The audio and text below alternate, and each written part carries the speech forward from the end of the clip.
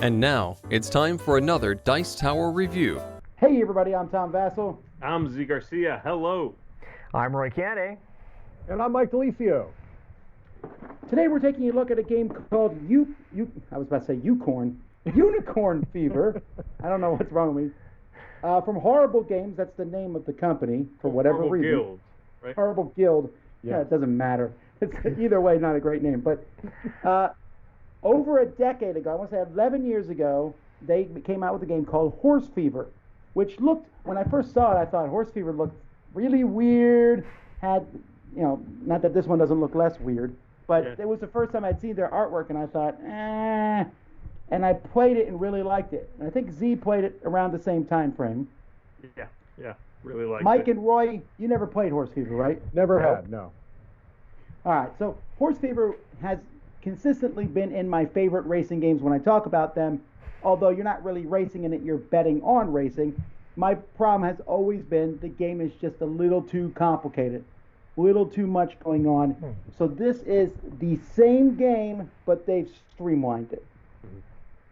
So let's take a look at how it plays, and then we'll tell you what we think.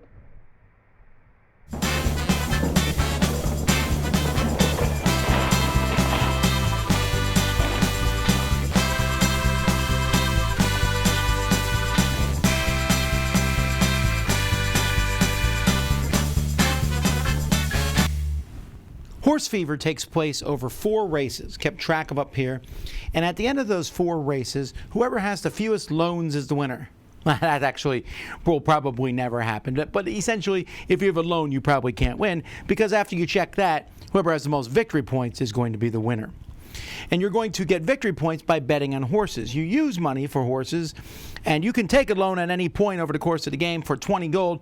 You have to pay them back for 25 gold at the end. And 20 gold is the same as a victory point at the end of the game. So each round starts the same way. Players are going to get 3 turns. And on those turns, you're going to, in player order, take the top disc of one of these 5 piles here. Although 2 of the piles have printed spots on the boards, and you can always do what they say. So for example, if you take the top yellow disc, you get the start player token, you get 10 coins, and you get to play 1 magic card. Here, this pile lets you play magic cards. This pile here lets you take a contract card. Whoever takes the first one gets one for free. After that, you have to pay 3 or 7 to take a contract card. Contract cards are going to be different per game, and these give you special abilities. This one, for example, gives you a point if you pay back a loan at the end of the game. This says if a unicorn on which you bet on finishes last, you get 3 victory points. And this says before a race starts, you can move an odds token of your choice down a row if you want to. These are going to be different from game to game. There's a whole pile of them involved. And then finally, these 2 here let you bid on a horse. You can use these to bet on a horse to win or place, and then play some magic cards. Or here you're betting on a horse to win, and if it wins, you're going to get extra victory points. When you bet on a horse, you'll take either the win, this means the horse will come in first place, or one of the place tokens. This means the horse will be in position 1, 2, or 3. You want to take the top one first. If you are successful, if the horse does come in first place, and you bet on them to come in first place to win, then the money that you bet on it, you'll get back equal to the odds. So the yellow horse right now is 3-1, so if I bet 5 on it, I'll keep my 5 and get 10 more for 15 total. While if you bet on the place, you simply just double your money. Victory points, this is 5 points. This one's 3 points. This one's 2 points that you'll get if your horse places or wins. Players are going to have a handful of 5 magic cards, and you'll often be able to play these magic cards on a horse. When you do so, you just play the magic card on a horse face down and draw back up. So you'll always have 5 cards in your hand. These horses are going to do negative effects, the black, or positive effects, the white. However, if 2 cards are put on a horse and they both have the same letter here, then those 2 cancel out and nothing happens for that letter. But there are many different cards, so at the beginning, before a race begins, you're going to turn over the cards. So for example, the orange one here we just make the orange odds go up by 1 and discard this one. Here, for example, maybe the one next to it is sprint +1, and I'll explain that in a second. And the green one, sprint -1. The horse who has the worst odds has the fever, and their special ability is active. For example, here, Duke Rodolfo, this unicorn's first movement is increased by 1. Each race, you're going to shuffle this deck of odds cards. And these odds have higher odds for the higher horses and lower numbers for the lower horses. But not always. They're mixed up. And for each round of the race, what you'll do is you'll turn over one of these cards and put it next to the odds track here. So you can see blue and yellow are each going to move 3. And green, orange, red, and purple all move 2. If I turn this one over, blue would move 2, yellow 3, green 2, orange and red 2, and purple 2. So the horses here are, or the unicorns, I keep calling them horses, are off. If I had used that first card, blue would go forward 3, yellow goes forward 3, green goes forward 2, red and orange and purple all go forward 2. Purple's special ability, their first movement, they go forward an extra 1. And then I roll the sprint dice. So I roll these 2 dice, I rolled 2 purples, so purple goes forward another 1. Let's say, for example, I had rolled an orange and a green, then orange would go forward 1, and green wouldn't go forward 1 because they have this sprint -1. I would discard this card instead. If I had rolled the yellow horse, they would actually have moved forward 2. So you roll the sprint dice after you turn a card over, then you turn over another card, and you keep going as the unicorns race for the finish line. When a unicorn hits the finish line, they finished. They might pass over it some, and that will matter for ties at the end of the race. And as they finish, you simply are going to put them in the order that they show up. And then players will get points and payoffs depending on how they bet on the different unicorns. The odds will change. Essentially, the markers move towards where the unicorn is.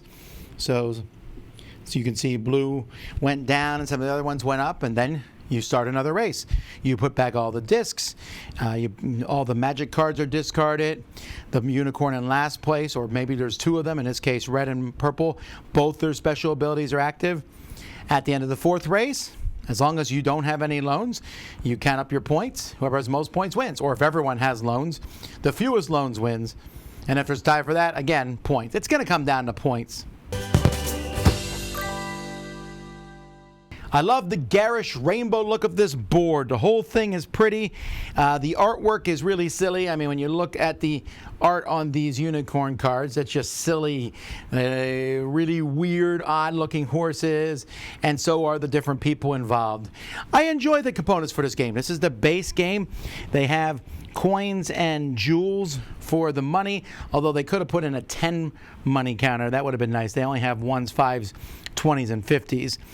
The discs work well. The symbology is not hard to figure out. The biggest problem in this game is that these tokens, which are worth 5, 3, and 2 points, don't say so on them. That's mind-boggling to me. That I might write it on mine because it's that big of a deal. People always forget and ask. The horses are cool, although the unicorns, my daughter painted mine. They don't come painted. They're all in plastic. They just have those bases that are different colors to tell the different colors apart, but I think they look much better with those bases on. The card quality is good. All in all, I really like how this game looks.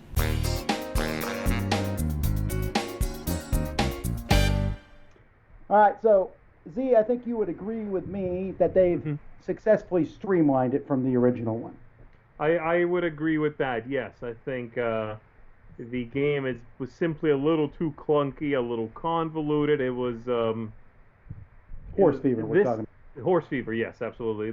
This game, Unicorn Fever, still has a little bit of a weird cadence.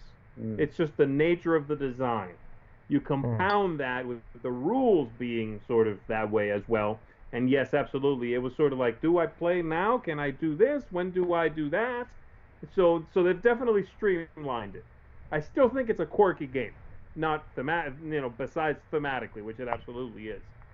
But I still think this one is a quirky game because it has these sort of very distinct phases to it, right? Yeah. But yes, it's streamlined. Well, what did you all think about the theming of it? I thought it was definitely cute and very bright colors and everything like that. I thought it was enjoyable, especially for the style of game it is. I mean, the fact that the game is very lucky, the theming of it just felt to match that, I guess, with all the crazy whimsical characters and the silliness of the game overall. Yeah, I can imagine with Horse Fever it would have worked just fine because it's, based around this race, but it is such a silly, wacky game, which we've talked about. It makes more sense to me to go this route because then there's no questioning of the crazy stuff that's going on. It just all kind of makes sense in this bright, colorful, Skittles world that they've got going on here. I agree with that. Yeah, I think it's a good call that it being a weirder theme makes sense with the way the game plays. Right. I have a slight concern that the game looks to be for children, like very much for like little children, right? Yeah. It's got very cute, plump, adorable little unicorns on the cover. It's sort of silly looking. I want to buy this for like a 6-year-old. It is not that. This is definitely a game where you want to have at least a teenager sort of get into it, I think. Sure. But once you know what kind of game it is, I can absolutely appreciate the look and the whole style of this, yes. Yeah, I love the colorfulness. I already mentioned my components. One thing I didn't mention in there, but I found that reading the cards in their little capital letter font was a pain in the neck. So maybe that part's better for kids because the old people are going to have a hard time reading it. My biggest problem with this gameplay-wise is I love it, but I don't know why they couldn't have put in some sort of really simple family game. The best part of this game, in my opinion, is the races. Everything else is building up to the race, but the race is fun. Everyone's shouting and screaming and waiting for the dice to be rolled and watching the unicorns run down. And it feels like they could have easily made a family game that was just races. Like each person picks a unicorn, and then maybe you get to play a card or something. Make a much simpler game. And I feel like that's a miss because my kids would love this, but I feel like all that extra stuff might be a little too much. I agree with that 100%. You're right. I absolutely agree because to me, I felt like the kind of first phase, if you've considered it being 2 phases where you're kind of taking action, so to speak, and then kind of building up towards the race. The first phase was always the part I was waiting to be over with. It's like, can we just get to the race already? My idea was like, the best part of the game to me is playing action cards face down on the different lanes, then flipping those over and start rolling dice and see who wins and what all kind of crazy things were done. I don't see, like you said, Tom, why you couldn't just have I almost wonder if you couldn't even do a draft where you even knew maybe what other people had and, hey, maybe I saw that they had a card that added 2 to their starting play. Maybe they put that on the orange unicorn or, you know what I'm saying? It could have been very simple and a lot of fun. And I'm not complaining about the game. I just don't think it's good for little kids, that's all. Right. Yeah, I definitely feel like it's very gamery overall. I mean, it actually had moments in it where I was thinking, do I want to take that spot now so that way I can get the extra bonus on it? Or maybe I should play some cards out to try to modify the race a little bit beforehand. And it actually had me thinking pretty hard about like which things I want to do first. It's like, oh, is Kenny going to beat me to that thing if I don't take it now? And it's very interesting because the order of like whether you're going to bid for somebody to win or bid for somebody to just place is very important in the game, and that's the main way you get points and get the clovers for the game. So it's very interesting that like this bright, colorful, like you said, kids game is so like there's a lot of gamer aspects, but then it just comes down to the craziness and luck of the die rolls there. Yeah. And I can't emphasize to you enough how little I was thinking about everything I was doing. We could tell. I was just like, let's just make it happen. Let's get to the race. But for me, that's one of the charming parts of this game. Yeah. I don't mind if I win or lose. I'm just having an entertaining time. It's very similar to Camel Up in that way. I'm just watching them race and see what happens. I am curious, those of you that haven't played the original one and therefore don't sort of have a point of reference as to streamlining, I do wonder if you think that you wish this was a little more streamlined. Yes, I do. I really do. I feel like I would have had more fun with drafting action cards, betting on horses or unicorns, and then going through that process. To me, that was the charm of the game. The other part wasn't bad. I'm not saying it was bad, but to me, every single time It was, let's get over with this part so we can get to the good stuff.